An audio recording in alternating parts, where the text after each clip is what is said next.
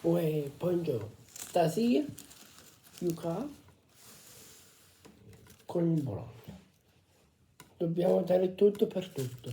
È una finale e bisogna giocarsela con anima e cuore. Poi, come dico sempre, a capo o cuore, mente e gambe.